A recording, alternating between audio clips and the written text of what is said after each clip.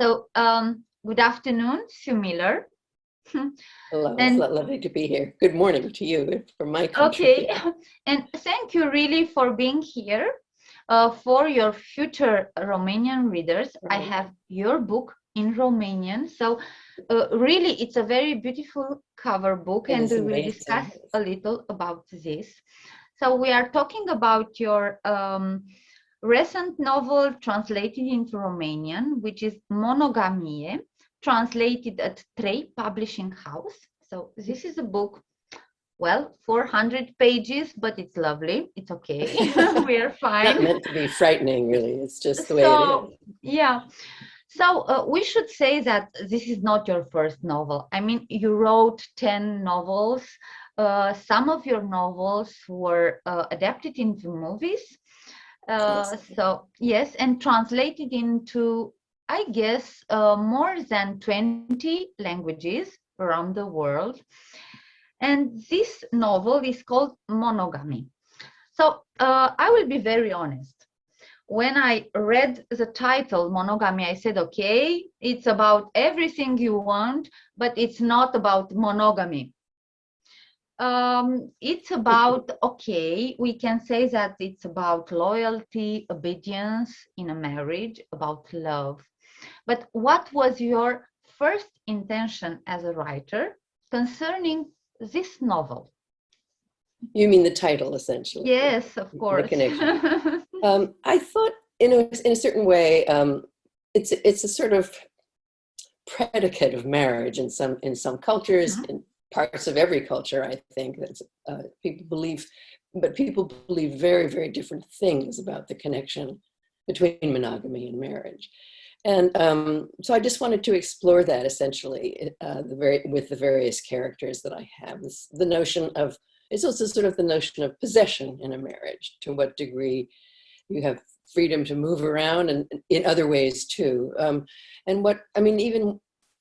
It's focused on the characters basically. So I'm just looking at very specific people and their notion of that course. word. It isn't it isn't meant to be a general recommendation for anybody, but it's meant to make people thoughtful, I think, about what that word means to these particular characters, and how it's true in some ways of all of them, and also not true of them too, or some of them anyway. So, and I wanted the reader to be thinking about that as a kind of issue in marriage, and sort of be maybe perhaps interested in questioning that for herself or himself as they went through the book, what that means to them. And I wanted them to be confronted with someone who might be difficult for them to forgive in certain ways as a character. Yeah. And just be thoughtful about that. So it's just a sort of poke, I guess. You know, it's interesting. I wrote a lot of things for telling you, and I was curious because when you say monogamy, of course, you are thinking about someone who's married to just one person at a time, or someone who has a sexual relationship with someone at one time, or in zoology. And this is quite interesting because I never knew that about 90% of bird species are monogamous. So, but we are not birds, and your characters are not birds, even if they fly out of love because they are in love and they have the feeling that they are flying. Did you think of your characters from the very beginning that they will be happy persons in love or not very happy persons in love? I thought they would have complicated relationships to the issue of being in love, and it would come and go with them. Actually, I think one of the characters who is the couple they're called Graham and Annie, and Graham is the one who is unfaithful, not terribly unfaithful, but unfaithful enough to disturb her under certain circumstances. So I felt that they were in love all through the book after they met, and I thought that they also remained who they were in that. Although I think Annie changed herself more for the marriage in a certain way than Graham did. Graham tried to change himself for the marriage. Yeah. To me, he's a very appealing character in that his feelings and his wishes about himself are different from what he's actually able to do in a relationship. So I just thought that their marriage was a very loving one, and there were issues and problems from time to time. And I think Annie had a harder time being married than Graham did, but also she was monogamous in the marriage as he wasn't. So it's I think that issue in my book as well as in life is very different for different people. And there are birds who are not monogamous too. Yeah. So there's that. And Graham is perhaps just one of those birds that has a hard time, but he does not fly away. And he stays in spite of that. I mean, doesn't have anything to do with his feeling for Annie in a certain way, except to make him feel guilty. We will talk about the topic of the book, but I was telling you at the beginning about the cover. Yeah. And there is a particular reason for which I really love this cover. It's this flower. Mm-hmm. It's like a unique flower, like, you know, in Antoine de Saint-Exupéry, la rose unique au monde, the rose unique in the world. Mm-hmm. And I think of this flower like of the loyalty. It's loyalty in life is a rare thing. And mm-hmm. between Annie and Graham as a love, or between, let's say, Frida, your character, and mm-hmm. Graham, we get to know that loyalty and obedience are very hard to find out. Did you think from the very beginning that you will build this novel based on this tricky word, which is loyalty? Mm-hmm. I mean, what does loyalty really mean? Mm-hmm. Well, I think that's a question that the novel does wish to raise. I mean, mm-hmm. And true. It seems to me that Graham, in some ways, is the most loyal of all of the characters. He doesn't let go of anybody. He tries to hold everybody very close. It's partly because it's a need of his to be loved, and so he madly loves everyone he touches, essentially. So I think it is an examination of loyalty as much as it is of monogamy, and monogamy is in a certain sense synonymous with loyalty. It usually applies more to sexuality than anything else, but mm-hmm. I think it is a question also of love that's raised by the book, loyalty and love. And I do think that Graham is the most loyal character in the book. It can be damaging to other people that he's so loyal, that he sort of wishes to hold on to everything in his life. But I think it also asks some questions about that. It's very interesting because Graham is a character that we follow till the end of the book. Mm-hmm. But, well, we have to make this a spoiler because, well, we have to say that because it's impossible not to mention that Graham dies at, mm-hmm. I don't know, at the page 100 or so out of 400 a little pages. Later, but yeah, it happens fairly early in the book. He dies. Mm-hmm. So we have the novel of the mourning of a woman mm-hmm. who loved him. Mm-hmm. It's a novel of grief, and it's a novel also, you know, I somehow thought of Proust, Marcel Proust, because there are a lot of memories out here. Every object in the house, every happening in this novel, it has to do with the memories. Mm-hmm. So there are the memories of Annie remembering this man, Graham. Mm-hmm. Was this important for you to point out the memories out in this novel? Because they are the most of the part in this novel are the memories. It's mm-hmm. very important because the life of someone is made of memories. Mm-hmm. It's not made of the present moment. Mm-hmm. It's always about the memories. Right. And it's a way for me as a writer to keep Graham in the book after he dies. Yeah. I mean, I would say he is maybe the central character. I mean, it's told from the point of view of all of the characters. The book moves around amongst them, including Graham before he dies. But I think the issue of memory becomes very important, particularly for Annie after Graham's death, because her memory is changed and sort of taken from her. The memories she has of Graham, which are helping her in her grief, as memories do when we're grieving someone. We can call them up, we can feel connected to them again. Our very sorrow makes us feel that connection. And then she learns that he has been unfaithful. Not radically unfaithful, but unfaithful. And she thinks more unfaithful than he actually has been. We get to see that at the beginning when we're in Graham's mind. And that alters all of her memories. It sort of casts a pall over them, where it's a scrim through which she sees him, and she's not able to think of him the same way anymore. So in a certain way, her memories are destroyed by an event that she learns of. And it becomes a sort of, I think the memories themselves are an active part of, I mean, it's a way of keeping Graham active in the book until the very end, because it would have been a very hard thing for me as a writer to give Graham up, because he's such a sort of compelling character, I think. And it's a way to sort of also know all the other characters, beginning as he's just introduced. We also see their memories of him, and those are very important as we move through the book. Everybody has a sort of a different version of their Graham, but he's consistent in all of them.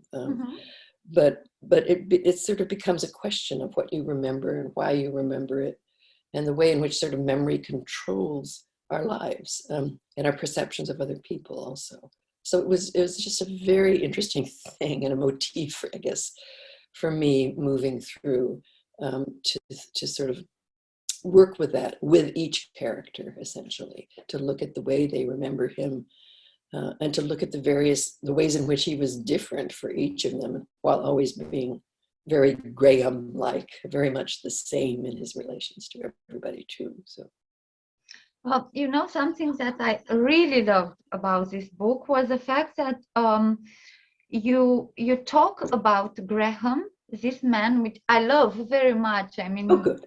I think he's a perfect husband, even if he did what he did. I won't tell very much, because I want people to read the book and understand what happened. Okay, so, but I love the fact that you built this novel as a broken mirror, if you can imagine. So and each piece of the broken mirror is a character, and we have different perceptions about Graham in every piece of the broken mirror, and these pieces are said by your characters in the book. I mean, by Sarah, by Lucas, by Frida, by Annie. So this is quite interesting, because you have the whole image of this character. You intended to do this like a journal of every character. This is not easy to do, because it's huge if you look from a distance. Yeah, I actually had thought of it. We have a thing when you're studying psychology, particularly psychology in groups. I'm sure it's true, but called it's a social circle, and you sort of it's a sense. I like it very much, but you sort of have a circle, and you place your characters around the edge of that circle, sociogram, and one character acts, and that affects, let's say, these two characters. Each of them reacts, and that affects this character, and this. So you end up with a kind of spider web of connection and impact of one character on another that just goes on and on and on until it's just a very densely drawn set of lines. And that's the way I thought of it, in a certain way, that this was a book about infinite number of interactions going on and on. That's true. And reactions to one person's reaction to another, and the way in which that reaction impacts all the other characters. So I did have that sense of being multiple versions, multiple ways of responding, all of which sort of make this very dense connection, which is essentially what I think of as a family being like, this sense of, reactions infinite reactions and misunderstandings and some perfect understandings, but that essentially it comes together in a whole. I think the image of a broken mirror is also quite lovely, because it has that sense too of the different sections being quite perhaps different, but gluable. In the end, you can put them back together in a certain way. Lines and cracks everywhere, of course. And it's a beautiful metaphor for not knowing exactly what happens in someone's life. I mean, you can live a perfect love by knowing that it's the perfect love, but not knowing that it's not the perfect love. And it makes you wonder, what is perfect love? And because I said that, I will be very honest with you. My favorite character is not Annie. My favorite character is Frida. You know, a reader has his empathy with one character. And why I'm telling that? Because I have the feeling that I know more Frida than Annie. Annie has her mysterious way of being in her life. I mean, she's more hidden than Frida is a very open person. She's very honest. She actually sacrifices herself. I could never be like her, but I wish I could be like her. So do you prefer, I know it's a difficult question, but anyway, do you prefer Annie or Frida as a writer? I mean, they both are, I don't actually prefer one over the other, but I think in some ways, it's been interesting to me to have the book published and have people's responses, because there are a lot of people who feel as you do. And also people have said that they feel that they would like Frida's story to go on. They would like to know more about her. They would like to watch her go on in her life. Annie is the character we end with, the book ends with, not Frida, but Frida's very close to the ending, but she seems to have a possibility in life. She makes certain discoveries about her feelings, about what she's done with her life so far, about what her love for Graham, that lead her to the possibility of doing something else with her life than what she's done before. She sort of comes to think quite differently about certain aspects of her life in the book. And it does seem to me that it's something that one could trace out further. I haven't been tempted to, but it is, for a lot of readers, it raises questions that aren't resolved within the book. And I think that interests a reader, generally speaking. But I think she is a tremendously sympathetic character. And she's lost a great deal, but of course gained something too by being an extra element, the first wife of this very dynamic man in the second marriage that he makes. I mean, they include her. He in particular includes her. And it's an interesting position for her to occupy, and an interesting thing for her to have done with her life. And his death makes something possible for her finally, as she thinks about it. It's a kind of a question of her memories that alter the way she thinks about what she's done so far. So I think that she's, in a certain way, the least resolved of the characters at the end of the book. Yeah. Perhaps. And I think she's immensely appealing and immensely generous as a person. And that's very touching to people, I think, sometimes. I'm pretty sure that most of the women would like to be Frida, because I don't know, but sometimes it's more comfortable just to give up love and stay apart than to be part of the story who made you suffer all your life. Yeah, I think you understand that. And I was thinking right now about the fact that for almost 2 years, a lot of families who are stuck at their homes had to deal with love, because the husband and the wife have to see each other day after day, just being stuck in a home with the pandemics. And I think it's interesting. I would like very women to read this book. I mean, I really recommend it, because I'm a woman who divorced a lot of years ago. It doesn't matter, but I never regretted.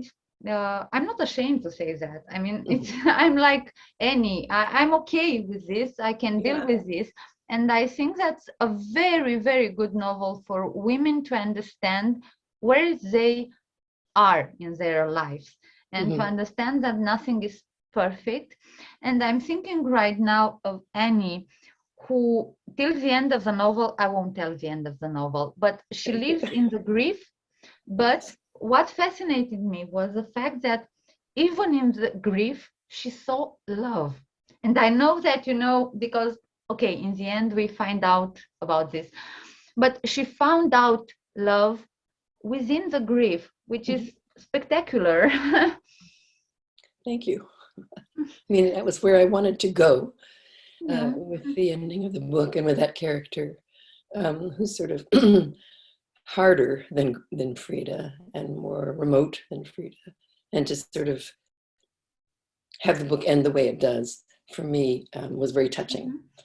To bring a character to have a character change in a certain way seemed to me through grief. Seemed to be an interesting thing to pursue. I mean, they're all changed through their grief of Graham, but Annie more radically, I think, than anyone else in the book. But thank you for that perception. I'm delighted. No, it's lovely the way you put it till the end. I mean, in the end is gorgeous. I mean, I loved it. I didn't know what you were doing, what you had to say in the end, but the end is lovely. I would like to tell right now about something, and I'm sorry because I have to watch on my phone, but I'm telling you why. There is a song. Your novel made me think of a song. I mean, while I was reading your book, I was just listening to this song in my head. I don't know if you know it, but it's called Love Is Blindness. It's a song of U2, but it's also sung by Jack White.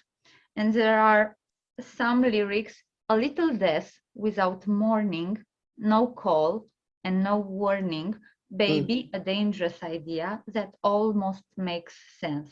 Love is drowning in a deep well, all the secrets and no one to tell.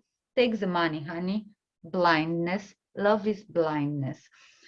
So I don't know why, but the love story between Annie and Graham made me think of this beautiful song. Is love really blindness in your novel? I would like the readers, your future readers, to know before they read the book. Do you have to shut your eyes sometimes in love? I think that, I mean, the novel almost says as much very near the beginning in talking about Annie and her sort of decision to sort of jump into this relationship with Graham, and the feeling that she has that she's also losing something while she does that. And sometimes feeling very a part of herself, feeling that she's lost it. Throughout the marriage, actually, she has that feeling occasionally. And I think that is something that happens to people, that they, and then I think there's also the question of the unknowability of the other. I mean, Graham is a pretty knowable person. I mean, most people can see him very clearly because he presents himself. But he does have this sort of other side to him that's not knowable. And I think in that sense, she proceeded through the marriage with a certain blindness. He not so much, but yes, she has the main character, I think. And that's something that does change for her in a certain sense at the very end. She has a kind of vision that changes things. Graham is a Cambridge bookstore owner, so I think it's not, you did it on purpose to choose a library for the space where Annie and Graham meet, because fiction, and you wrote it in your novel, fiction helps us a lot. Helps us a lot to understand life. Why did you choose a library? Was it because fiction helps us living, I don't know, more easily, or just to to think that life is easier than we think, though it's not easy. Yeah, it's not. I didn't actually think about that choice ahead of time. I mean, you need to give people a life, you need to give people work. And it seemed to me that this would be a great profession, a great job for Graham. Someone who wanted to be a writer, gives that up, but lives among books, lives among fiction. Not only fiction, of course, there are other books, but and understands and is interested in the function of sort of reading and books and fiction. And fiction, he is the one who says something about fiction being a help in living one's life. I mean, because it makes you think that life is a shape, essentially, that it has more meaning than perhaps it does. Fiction helps you look at life that way, is what he says at some point. But I think that he is someone who, if the bookstore also makes him, gives him he's at the center of it. He's like a king in his kingdom when he's at the bookstore. So it seemed to me also a perfect profession for him in that way. But I think he articulates what you're saying too in the course of the book about fiction. And I feel that way about fiction. I'm a desperate reader of fiction. So I'm sort of always looking for the answer to things. And I feel that way, that for me, it's the most important form, really, of the written word, fiction. So. What are you reading right now? What's on your shelf? I'm reading, actually, I've been doing a lot of rereading during the pandemic. Sort of books that I've adored and wanted to go back to. So at the moment I'm reading a collection of short stories by a woman who never had a huge amount of success. Or she was a sort of literary success in America. But her name is Edith Perlman. And the book is called Binocular Vision. So I'm rereading that, as I have reread a number of other books, but I'm also always trying to I read reviews, and I try to sort of look for books that I think I would like. And so I've just reread a bunch of other things and have other things in the house I'm going to read. But that's the one it's a very big book. It's a collection of all of her work. The other person I've read, who's not unlike her in some ways, is another short story writer. Alice Munro, whose name I'm sure you know. Yes, yeah.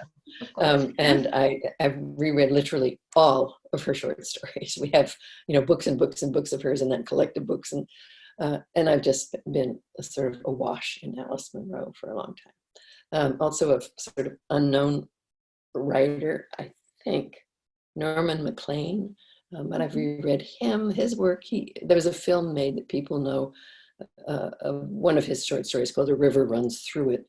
But he's a wonderful writer, a sort of a story spinner. I mean, a yarn spinner, as we have it in English.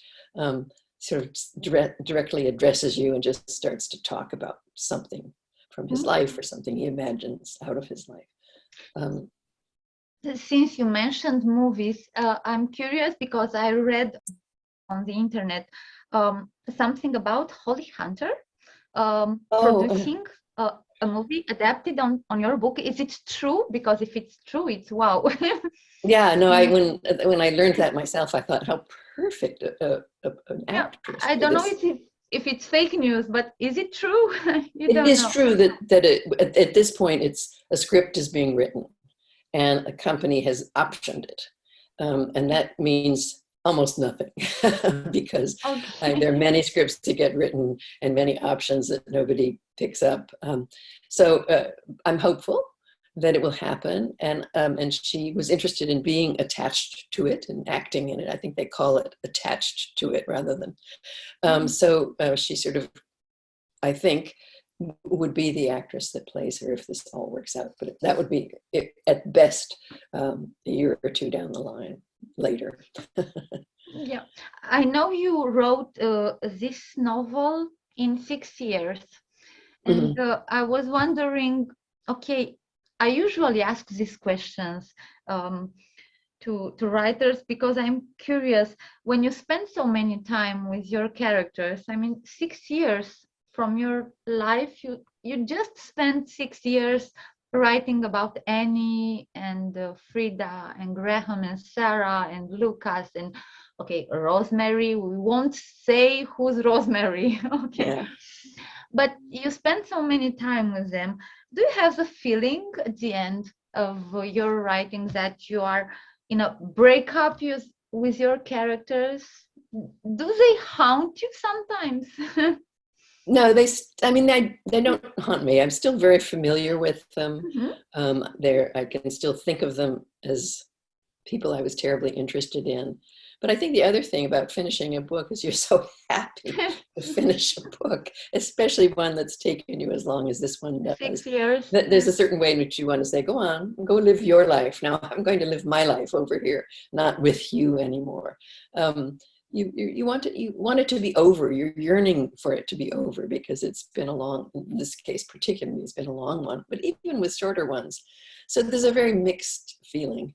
And it's not of sorrow. It's not of missing them. I mean, I felt I got done what I wanted to get done in this book with these characters. So for me, I have finished with them. It's interesting. I've just never felt the impulse, as some writers do, to go back and revisit certain characters and watch their lives play out. As with Frida, I mean, she is the character, I think, who might be very interesting, or Sarah, or I don't know.